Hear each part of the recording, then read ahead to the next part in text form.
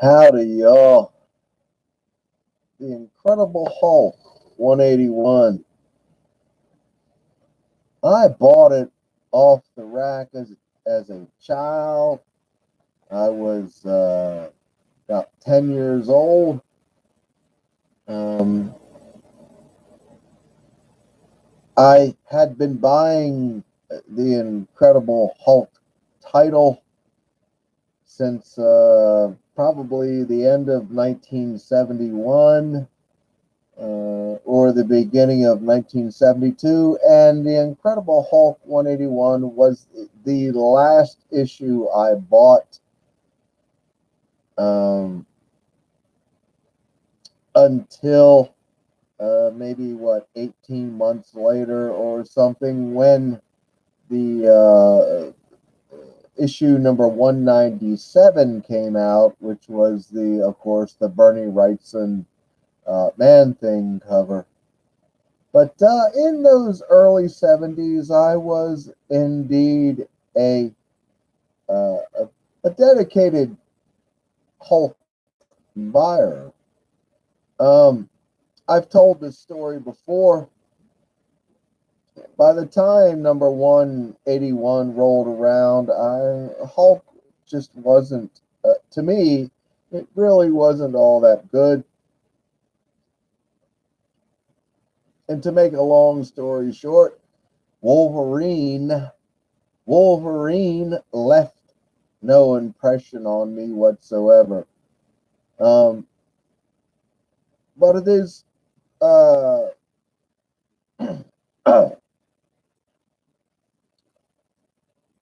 coincidentally the issue uh, where I left the title. I just anyway.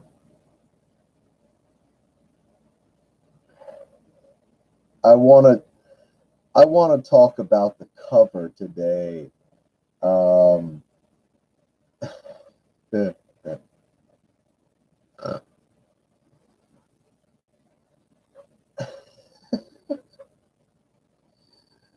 Come on, folks.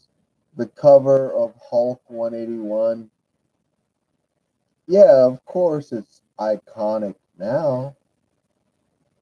Uh, but how many of y'all Hulk 181 suckers want to actually acknowledge the actual kind of shittiness of the cover? It's pretty horrible. I was not a Herb Trimp fan even in those days of my buying the Hulk, although I admit to really liking the Incredible Hulk when John Severin was inking him. I like those issues very much. Number 151, 152, 153, and the like. They were great, man. Love that stuff.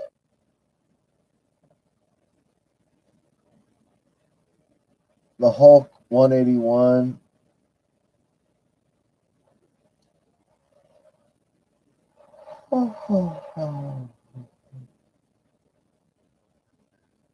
But again, boring story and stale art aside, just look at the cover.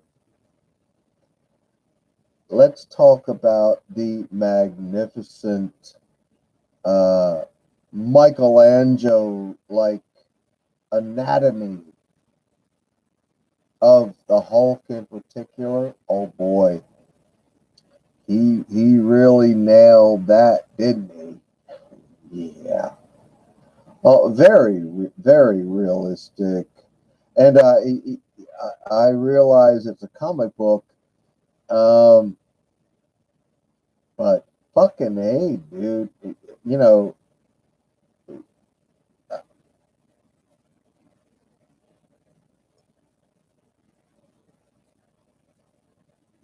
the Wendigo.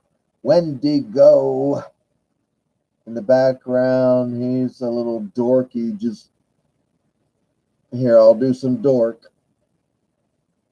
You can't see my legs because I would be doing some really dorky shit with my leg.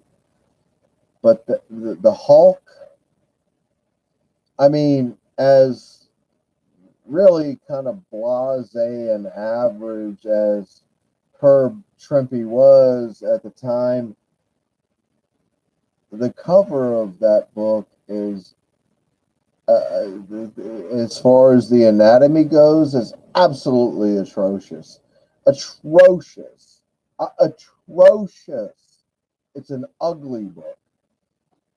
The atrocity, is that a word? The atrocity drags the book down to just like, it's just so ugly. Yeah. Come on and hate me, bitches. But you know I'm right. And the last thing is, look, they had John Buscema and Gil Kane in the bullpen at the moment. And of course, we all know Gil Kane, the master himself, was doing the lion's share of early Bronze Marvel covers. Why in the hell couldn't they, if we could re-envision, if we could rewrite the comic book history, if I could rewrite the comic book history, I would have Gil Kane on the cover of Hulk 181 doing his magnificent thing. But at the same time, it's entirely likely that they would have thrown down some bullshit inker on top of it to ruin Gil Kane's masterful layouts. How many dozens and dozens and dozens and dozens of Bronze Age Gil Kane Marvel covers were ruined by just ridiculously bad inking? And I've often wondered what Gil thought about that himself. Like, oh, I did some really good pencils here, and this fucktard came in and just shat all over, my beautiful design, my beautiful layout. Anyway, these are just my opinions, and actually, no one has even come in here uh, into my little. This is my first live stream in about 2 months or something. I don't know. I usually have some hardcore folks in here, but you know what? Hey, I'm just kind of venting today.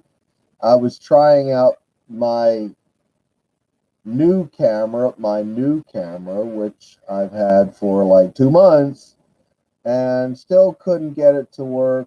So I'm using this old shitty camera, but I just felt like doing a live stream today, and I was a little fired up about Hulk 181 after Patrick's live stream last night, Luther Manning, with Anthony, and Mike was on there, and this guy named Alan. I was just thinking about Hulk, the Incredible Hulk 181, or as I've been calling it for decades, the Involuntary Hurl number 181. Just my 2 cents about it. It's a shitty book, bad story, bad art, ridiculously shitty cover.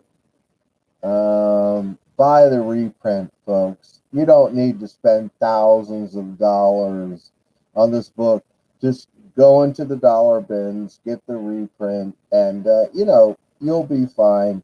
And my opinion, if you want the significant first appearance of Wolverine, buy the Incredible Hulk number 180. It is the true first appearance of Wolverine. It's not 181, folks. I hate to tell you, it's not. Again, these things are just my opinions, and again, um, like me or love me, I am Dr. Von Chilla. I have been at this for half a century.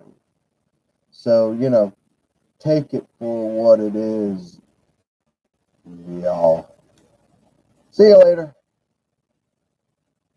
Bye bye.